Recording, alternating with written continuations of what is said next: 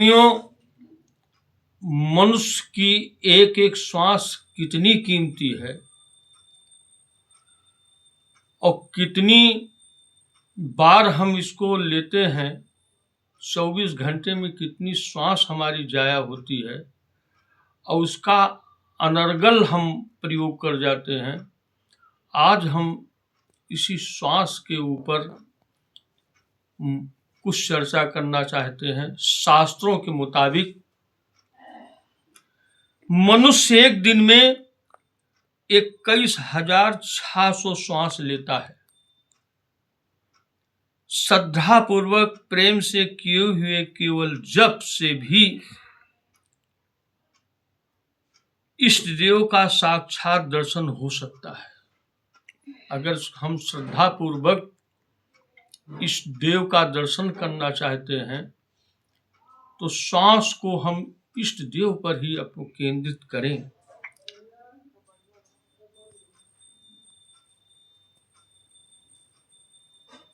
जप के साथ साथ ईश्वर के स्वरूप का चिंतन अवश्य करना चाहिए। हम जप करें तो अपने इष्ट देव को उसी जप में रखें, उनका दर्शन करते हुए तब जप करें, उनके स्वरूप का चिंतन करें। जब से सब विघ्नों का नाश एवं परमात्मा के स्वरूप की प्राप्ति भी हो सकती है। अगर हम जप करते हैं नियमानुसार, शास्त्रों के अनुसार, इष्ट देव को सामने रख करके जप करते हैं तो हमारे सारे विघ्न नाश हो जाते हैं और परमात्मा के स्वरूप का दर्शन भी हो जाता है। नारायण शब्द के उच्चारण मात्र से मनुष्य पाप रहित होकर के परम अविनाशी गति को प्राप्त हो जाता है। कहने का मतलब, अगर हम एक बार नारायण हमारे अंतर मन से निकल जाए तो निश्चित रूप से हम उस अविनाशी महापुरुष का दर्शन कर लेते हैं। लेकिन मन चलायमान है, हम नहीं कर पाते हैं। इमा या गावः स जानसः इंद्रः ऋग्वेदः, ये ऋग्वेद कहता है, ये जो गाने हैं, ये जो गाय हैं, ये ही परम ऐश्वर्य है। ऐसे गा पदः अस्फुरित प्रत्यांग सूर्यम चा मेहति तस्य वृश्याम ते मूलम ना छायम करोड़ परम। अर्थवेद कहता है, जो पुरुष गौ को ठोकर मारता है और सूर्य की ओर मुख करके मूत्रात्सर्ग करता है, ऐसे मनुष्य को मैं जड़ मूल से नष्ट करता हूं। ये परमात्मा कहता है कि जो गाय को सताता है, ठोकर मारता है और सूर्य भगवान के सामने मूत्रादि करता है, परमात्मा कहते हैं कि उसको जल मूल से ही उसको नष्ट कर देते हैं। ये सत्य है। गौ हुई ऐसा दिव्य प्राणी है जिसकी रीढ़ की हड्डी में सूर्य केतु नाड़ी होती है।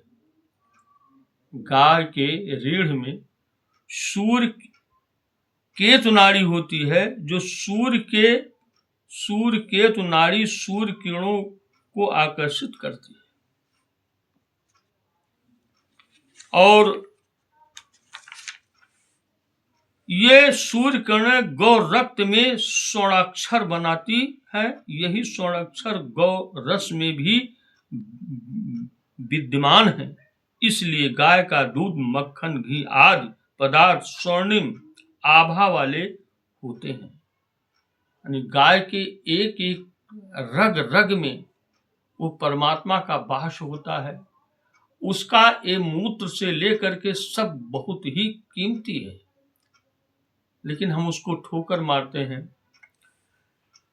जोर पंकरुह पान सुहाए, बोले बचन प्रेम अनु जाए, राम करो भांज प्रशंसा मुनि महेश मन मानस हंसा करहि जोग जोगी जहि कागी लागी को मोहि ममता मधु त्यागी व्यापक ब्रह्म अलख अविनाशी चिदानंद निर्गुण गुण राशि मन समेत जहि जान न बानी तरक न सकहि संभाल अनुमानी महिमा निगुम नेति कह कहई जो तिहु काल एक रस रही नैन विषय मो यूं कहूं भयो सो समस्त सुख मूल और सबहि लाभ जग जीव कह भय ईश अनुकूल सबहि भांति मोहि दीन बड़ाई निज जन जान कीन अपनाई होई सहस दस सारद शेषा करहि कलप कोटि भरि लेखा मोर भाग राउर गुण गाथा कह न सिराहि सुनहु रघुनाथा मैं कछु कहूँ एक बल मोरे तुम ही रीझो सुनहु सुनि थोरे बार बार मांगहु कर जोरे मन परिहर हरे चरण जन मोर भोरे सुन बर वचन प्रेम जन पोषे पूष काय राम परितोषे। कहने का तात्पर्य है कि वो परमात्मा आपके रग रग में आपके ऊपर है, बसा हुआ है। अब उसको पहचानना, उसको जानना, उसको समझना आपके ऊपर है। आप अपनी श्वासों को कितना इधर लगाते हैं, कितना आप संसार में लगाते हैं, ये तो आपके ऊपर है। उसको प्राप्त करने में देर नहीं है, वो तुम्हारे लिए तड़प रहा है, लेकिन आप जो है उसको नहीं समझ पा रहे हैं। संसार में आपने अपने पूरे शरीर को संसार की सारी व्यवस्था में लगाए हुए हैं। इसलिए प्रेमियों, इस एक एक श्वास को उस परम पिता परमात्मा राम में लगा दीजिए, आपका कल्याण हो जाए। इन्हीं शब्दों के साथ मैं अपनी वाणी को विराम देते हैं। जय हिंद, जय भारत।